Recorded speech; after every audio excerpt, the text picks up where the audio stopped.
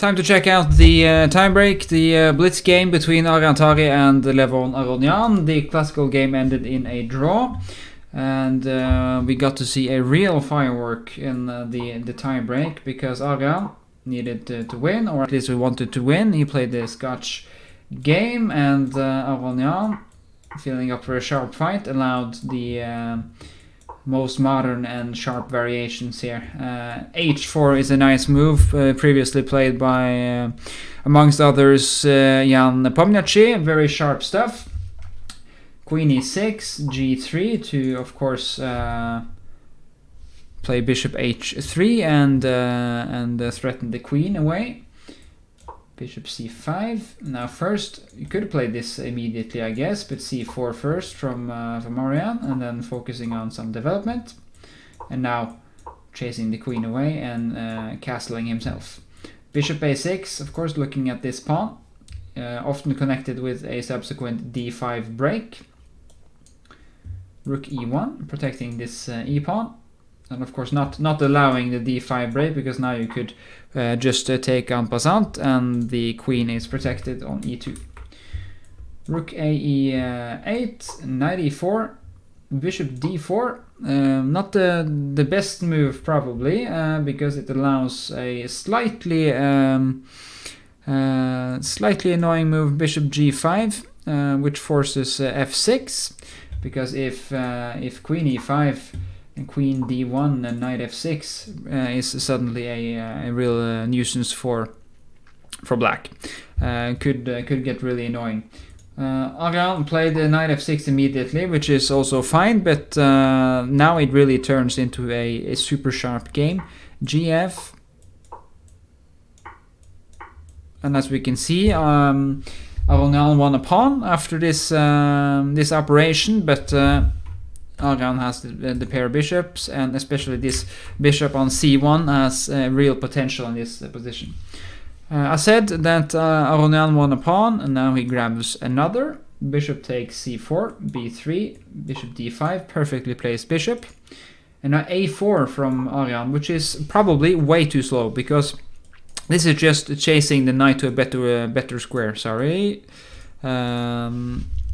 This knight is not doing a tremendous job on b6 anyway, so chasing it to c8 and d6 is probably not in white's best interest. So a move like bishop h6 would probably be more logical to play, but after rook g8 it's not easy to see what white is planning in the next moves, because black's position looks actually annoyingly solid, and the bishop on d5 is a real player in this position, and now something like queen h4 is on the cards as well. But in this position after bishop h6, even d6 is a move, just to stabilize the position in the center. f6, and now there's really no way that white could break through here, at least not immediately. And something like this, let's say queen g7, king h2, and then suddenly you could bring the knight into the game.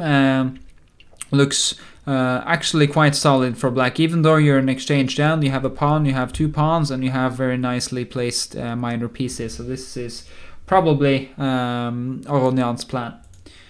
After a4, Aronian took over the initiative immediately, played the stabilizing move f6, a5, knight c8, bishop going to e3. Aronian really doesn't mind, because something like bishop a7, or even the move played in the game, bishop c5, is met by knight b5 possibly, or at least after these moves we will have the same kind of endgame as we checked previously, without the queens though. But this would still be nice for black, if not for bishop d7 netting a pawn and thus ruining this slightly curious variation. So Aronian sidesteps this. He plays queen f7 in the game, b4 from Aryan, and then rook g8. Again, knight b5 was a possibility. a6, knight b5, protecting this pawn, and of course threatening the queen. Queen d2, Computer does not like this move. Prefers queen c2 because now d6, bishop e3, f5, and suddenly there's a real initiative going for black here, because now f4 is coming, and this would not be possible if the queen was ready from c2 to capture on f5. So that's a small nuance in the position that Aryan might have missed. Bishop g5, f4, and now the attack almost plays itself. The bishop is not looking good on g5. You can never do this normally. Gf4, not something you would consider in a normal game, but now the bishop is trapped. Aryan, probably slightly desperate in this position, wants to save his bishop, but to no avail, because h6 traps the bishop. Rook g1, and Aronian finishes efficiently queen h7, rook ag1, knight d4, and there's a monster fork on f3 coming up, and this secured Aronian a nice win in the tiebreak.